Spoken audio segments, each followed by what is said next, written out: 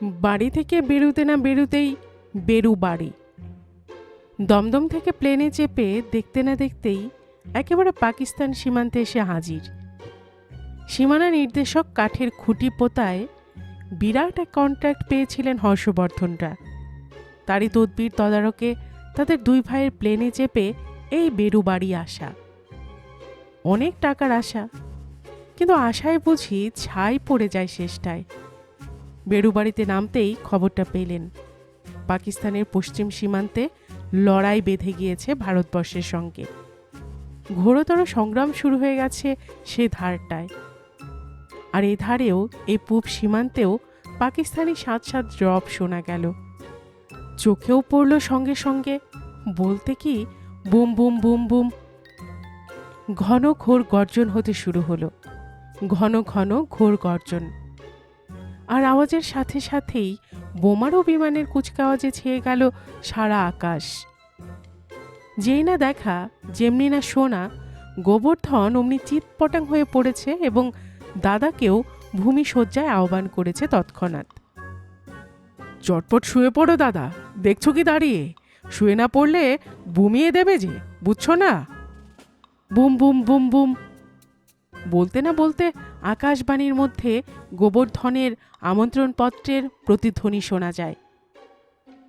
হর্ষবর্ধন অটল অবিচল। বড় বড় বিপদের সম্মুখে চিরদিনই তিনি তার গোফের ন্যায় চাঞ্চল্যহীন। গোবর্ধনের কথাটা গ্রাহ্যই করেন না।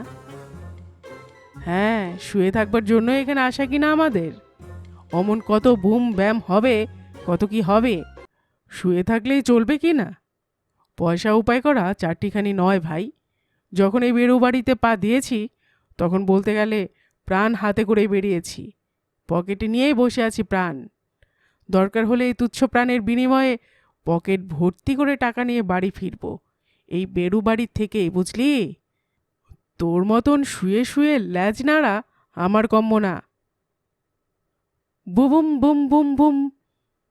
তর্জন গর্জনের তোর জোর বেড়েই চলল, আরও আরও। শুনলে না? শুনলে না তো? আমাকেই ভুগতে হবে শেষটায়, বুঝছি বেশ। গোবর্ধন আক্ষেপ করতে থাকে। খানিক্ষণ গর্জন আর বর্ষণের পর বোমারুরা বিদায় নেয়। কিন্তু অমনি দেখতে না দেখতে কোত্থেকে আবার এক ঝাঁক গোলাগুলি এসে হাজির। কোথায় যেন ওত পেতে বসেছিল ওরা।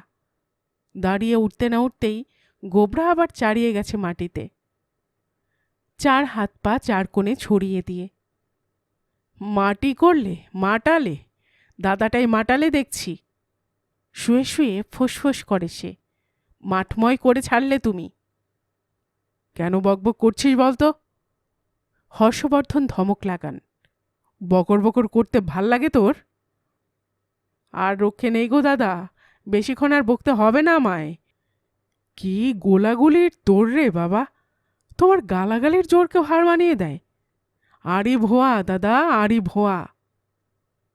ভারী যে ধোয়া বার করছিস, ব্যাপার কি? উস্কে ওঠেন দাদা।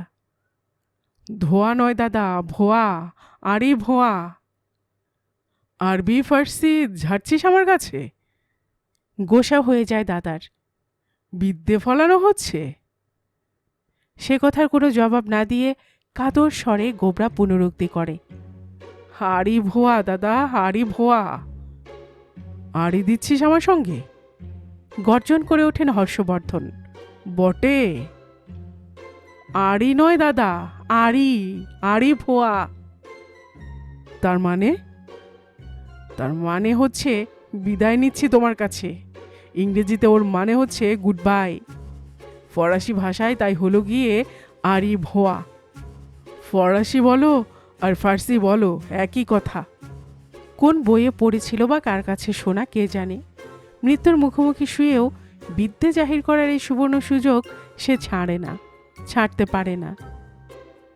গোলাগুলির খচখচানিতেও যতটা হর্ষবর্ধনের মেজাজ না খিচড়ে ছিল, গোবর্ধনের পাণ্ডিত্যের খোঁচায় তার চেয়ে ঢের বেশি বিগড়ে যায়। খানিকক্ষণ গুম হয়ে থাকে, তারপর তিনিও আওড়ান, পটাশিয়াম সায়ানাইড। ভাষা বিজ্ঞানে, জগতের বিভিন্ন ভাষা জ্ঞানে তিনি বা কারো চেয়ে কম কিসে? তিনিও বলেন, বেশ, তবে তাই হোক, পটাশিয়াম সায়ানাইড। তার মানে? এবার গোবরার অবাক হবার পালা। তার মানেও গুড বাই, তবে কিনা যে কোনো ভাষাতেই। গুড়ুম গুড়ুম গুম, বাবুম বুম। আকাশবাণীও যেন ওর কথায় সায় দেয়। বুমিয়ে দিলে দাদা, ঘুমিয়ে দিলে একেবারে, আর্তনাদ করে গোবর্ধন। পট করে শুয়ে না পড়লে পটাশিয়াম সুইসাইড হয়ে গেলে দেখছ কি? আরে ঘাবড়াচ্ছিস কেন রে? এর নামই তো ওয়ারবুম। ভাইকে তিনি বাতলান। ওয়ারবুম তার মানে? জানতে চায় সে। ওয়ারবুম মানে ফলাও কারবার। দাদার ব্যাখ্যা করে দেওয়া ওয়ারবুম মানে লোহার দাম বাড়বে, লক্করের দাম বাড়বে, কাঠের দাম বাড়বে, আকারদের দাম বাড়বে, সব কিছুর দাম বাড়বে। টাকা কড়ির স্রেফ ছড়াছড়ি হবে। যত পারো লুটে নাও, এই হচ্ছে ওয়ারবুম। এতে ভয় খাবার কিছু নেই। দেখতে না দেখতে পাই পাই করে আবার আকাশ বাতাস ছেয়ে এলো বোমারও বিমানরা। আবার শুরু হলো হরদম আর ভরদম, বুম বুম, বাবুম বুম, বাবুম বুম। একটানা বুমৎকার, ওয়ারবুম যাকে বলে। উপরের বিমানরা উপে না যেতেই সীমান্ত পার থেকে সাই সাই করে গুলির ঝাঁক তেড়ে আসে। সনসন করে এসে কানের পাশ দিয়ে বনবন করে চলে যায়, শীষ দিতে দিতে। দমদম বুলেট যত। হর্ষবর্ধন কিন্তু গ্রাহ্যই করেন না। ডোবালে দেখছি। গোবর্ধন শুয়ে শুয়ে প্যাচাল পাড়ে। দাদাটাই ডোবালে। এবার ঝমাঝম করে গুলিরা আসতে থাকে। শ্রাবণের ধারার মতন এসে হানা দেয় তাদের ওপর। আড়ম্বর সাথে সাথেই তাদের আড়ম্বর। গেছি রে বাবা, গোল্লায় গেছি। গোবর্ধন বলে, আমি না গেলেও তুমি তো গিয়েছ। কয়েক ইঞ্চির জন্য ওদের ফসকে যাচ্ছে কেবল। তোমার মাথার খুলিটা খুঁজে বার করতে যা দেরি হচ্ছে ওদের। হর্ষবর্ধন তথাপি নট নরণচরণ, তবুও কোনো হুঁশ নেই ওর। ধূত্তর বলে গোবর্ধন চোটে মোটে উঠে দাদাকে শুয়ে দিতে চায়, কিন্তু তার দরকার হয় না। একটা ছুটকো গুলির ছড়রা তার কানের কানকো প্রায় ছুঁয়ে যেতেই তিনি ভয়ের পদাঙ্ক অনুসরণ করে তৎক্ষণাৎ কাত হয়ে পড়েছেন। তবে তাই হোক। ধরাশায়ী হয়ে হর্ষবর্ধন গলা ছাড়েন। তুই যা বলছিস তাই করি ভাই। করলে বলেই বেঁচে গেলে এ যাত্রা, নইলে পটল তুলতে হতো এতক্ষণ। গোবর্ধন বলে, তা পটলই বলো, বা তোমার ভাষায় ওই পটল সাইডই বলো। ভ্রাত। দাদার গলা গদগদ হয়ে ওঠে। ভ্রাত গোবর্ধন, সত্যি তুই আমায় ভালোবাসিস।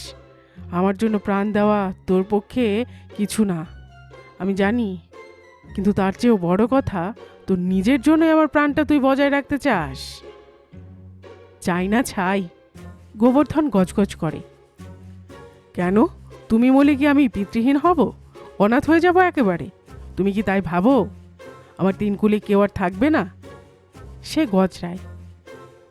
না না, তা কেন? তাকে আমি বলেছি। হর্ষবর্ধন বলেন, তবে তুই যে আমার ভালো মন্দ দেখছিস, এই বেড়ুবাড়ির প্রান্তে এসেও সেটা ভুলে যাসনি।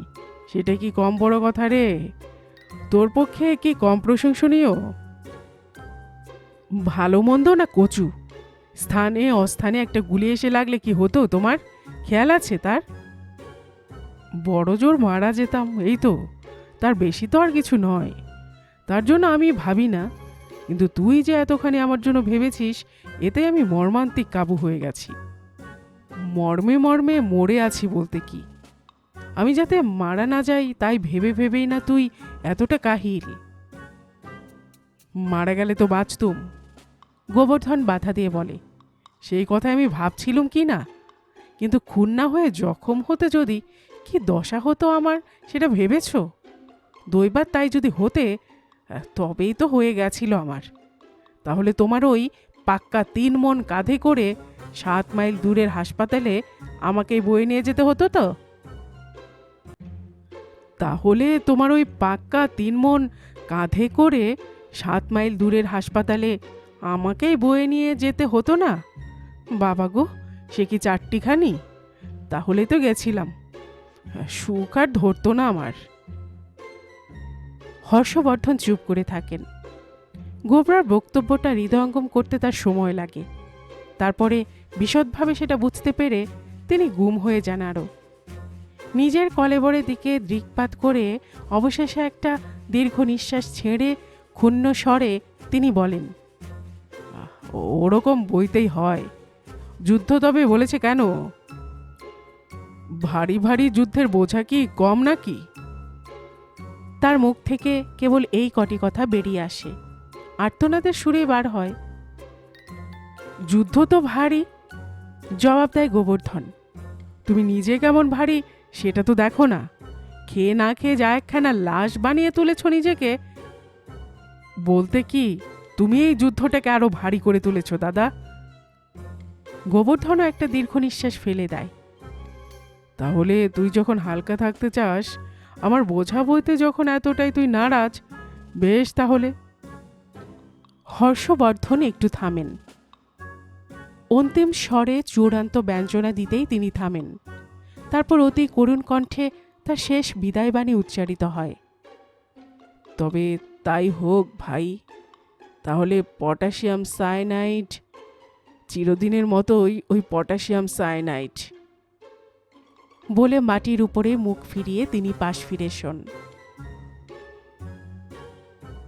স্টোরি গল্প চ্যানেলে এতক্ষণ আপনারা শুনছিলেন শিবরাম চক্রবর্তীর লেখে একটি মুচকি হাসির গল্প, বেরু বাড়ির বাড়াবাড়ি।